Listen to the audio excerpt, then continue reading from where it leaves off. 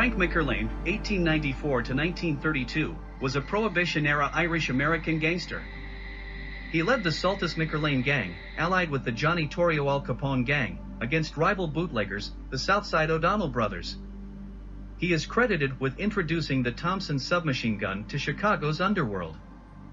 The Illinois Crime Survey called him the most brutal gunman who ever pulled a trigger in Chicago. Born in Chicago, Illinois, Frank McErlane was first arrested in 1911, aged 17, and sent to Pontiac Prison in June 1913 for involvement in a car theft ring. Released on parole in March 1916, he was arrested 8 months later as an accessory in the murder of Oak Park police officer Herman J. Mallow, Jr. Sent to Joliet Prison for 1 year, he attempted to escape but was caught and spent another 2 years in prison. Shortly after the start of Prohibition, McErlane began running a gang with partner Joseph Polak Joe Saltis, operating in the back of the yards section of the South Side. In 1922, McErlane and Saltis allied with the Johnny the Fox Torrio-Al Capone Chicago outfit against the Southside O'Donnell Brothers. McErlane was known as an especially ferocious assassin.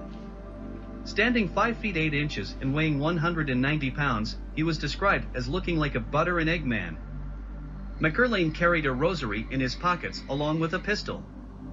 Frank was known to drink too much of what he sold and frequently slip into alcoholic psychosis. McErlane's face would grow redder with each drink, sending apprehension throughout his toughest criminal associates. During the 1923 beer wars, McErlane would be credited with killing 3 O'Donnell gangsters in September of that year: Jerry O'Connor, George Booker, and George Meighan.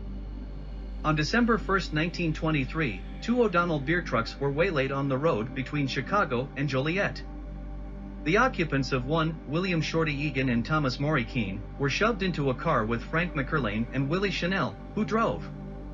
Egan miraculously survived what happened next and gave this chilling account.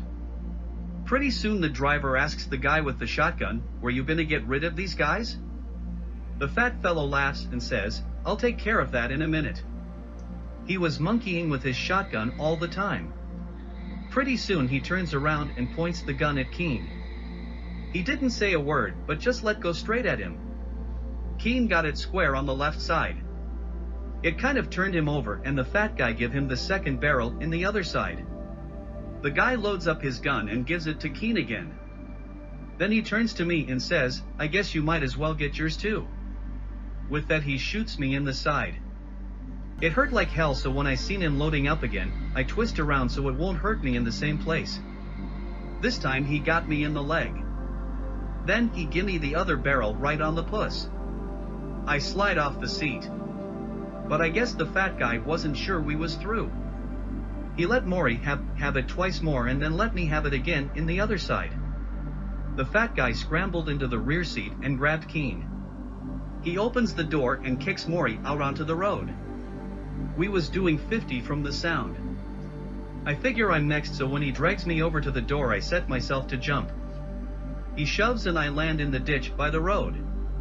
I hit the ground on my shoulders and I thought I would never stop rolling. I lost consciousness. When my senses came back, I was lying in a pool of water and ice had formed around me. The sky was red and it was breaking day. I staggered along the road until I saw a light in a farmhouse. Despite having nearly half his face blown off, Egan had amazingly lived to tell about his one-way ride and fingered Willie Chanel as one of his attackers. McErlane was eventually arrested, but he beat both this case and charges in the double homicide of George Booker and George Meighan, who were riddled with bullets while driving home on September 17, 1923. McErlane's behavior only got worse. On May 4, 1924, he was drinking in a Crown Point, Indiana saloon with 2 friends, John O'Reilly and Alex McCabe. Both men egged Frank into demonstrating his marksmanship abilities. McErlane picked a random target at the end of the bar, attorney Thaddeus S. Spancher, and killed him with a single pistol shot to the head. O'Reilly would eventually be convicted of the murder and sentenced to life imprisonment. McCabe got a life sentence as well, but later won his freedom on appeal after the chief witness against him was bludgeoned to death. Differing accounts of the murder of Fancher exist. By 1925, rival gang boss Spike O'Donnell had reinforced his gang and once again instigated a war with the Saltis-McErlane mob, who also found themselves in conflict with the Sheldon gang as well. That summer, all the major Southside gang began shooting each other. Frank McErlane was a prime suspect in the July 23 murder of George Carl and the September 3 killing of William Dickman. McErlane was not charged. Indeed, he was about to make history. Some crime historians believe McErlane acquired his Tommy gun from Northside gang leader Dean O'Banion, who had purchased a shipment of submachine guns in Denver, Colorado shortly before his November 1924 murder. At any rate, McErlane was to use one in his next attempt to kill Spike O'Donnell, one of 10 recorded attacks on O'Donnell's life. On September 25, 1925, O'Donnell was talking to a beat cop in front of a drugstore at 63rd and Western Streets. A car pulled up and someone yelled, "Hello, Spike." The gang boss saw what was coming and hit the deck. A submachine gun began drumming from the car, stitching neat lines of bullet holes on the storefront before the would-be killers sped away. Police were so unfamiliar with the Thompson, they thought that either shotguns or a machine rifle of some kind had done the damage. It was the first recorded use of a submachine gun in Chicago, or any other major American city, for that matter. Several days later, on October 3, McErlane used his Thompson to shoot up the Reagan's Colts clubhouse, killing a Sheldon gangster named Charles Kelly. He was also suspected of shooting up Martin Buff Costello's bar on February 10, 1926, wounding Sheldon gangsters William Wilson and John Mitters Foley. Newspaper headlines read "Machine Gun Gang Shoots Too." Both Chicago Police Captain John Steege and Gangster Al Capone commented on the power of the submachine gun. Both of their respective organizations set out to arm themselves with the formidable weapon. The age of the Tommy gun had arrived. On April 22, 1926, McErlane was finally arrested for the murder of Thaddeus Fancher. He wouldn't be extradited to Indiana until August of that year. McErlane was noted for showing up for one court appearance drunk. The jailer leading him was equally intoxicated. On November 3, 1927, after the murder of at least one witness and much changed testimony, McErlane would be acquitted of Fancher's murder. At the 1920s closed, Joe Saltis was acquitted of the murder of John Mitters Foley and eventually moved to Wisconsin. McErlane pretty much kept out of sight until January 28, 1930, when he was rushed to the hospital after being shot in the left leg. The bullet had struck above the knee and fractured the leg. Frank claimed that he had accidentally shot himself while cleaning a revolver, but police suspected that his common-law wife Elfrida Rigas, aka Marion Miller, may have shot him. They had quite a stormy relationship and often had high-decibel, alcohol-fueled fights. Another possible suspect was gangster John Dingbat Oberta, with whom McErlane had been feuding. On the night of February 24, McErlane was propped up in his hospital bed with his healing leg still in traction when 2 or 3 gunmen barged in and opened fire. Frank yanked an automatic from under his pillow and returned their fire. While his shots missed, they scared his assailants off. One of them dropped a .45 automatic in his flight. McErlane had been winged 3 times in the melee and shrugged off questions as to who shot him. Frank said cryptically, "I'll take care of it." Just after McErlane was released from the hospital, on March 5, Oberta was found shot to death in his car on the outskirts of Chicago. The dead body of Oberta's driver, Sam Malaga, lay face down in an icy puddle of water some feet away.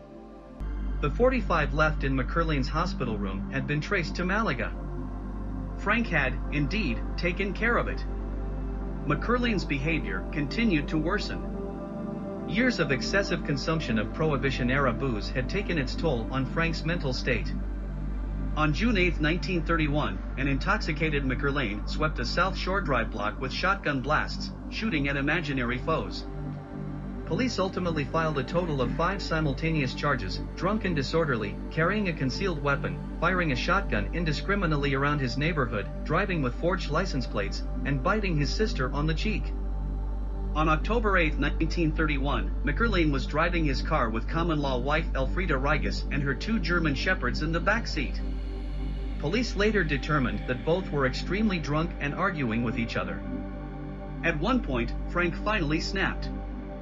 After pulling over in front of 8129 Phillips Avenue, McErlane whirled around and fired 4 fatal bullets into Elfrida.